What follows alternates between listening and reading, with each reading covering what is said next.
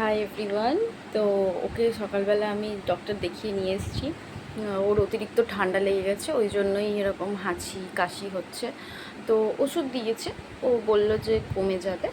তো তোমাদের থেকে আমার একটা হেল্প চাই, সেটা হচ্ছে তোমরা যারা এরকম বাচ্চার মা আছো, মানে আমার মতো আর কি, তো তারা কিভাবে রাখছো বাচ্চাকে এই ওয়েদারে। কারণ আমি অনেক চেষ্টা করছি যাতে ওর ঠান্ডা না লাগে, তবুও বাচ্চা মানুষ তো ঠান্ডা লেগে যাচ্ছে।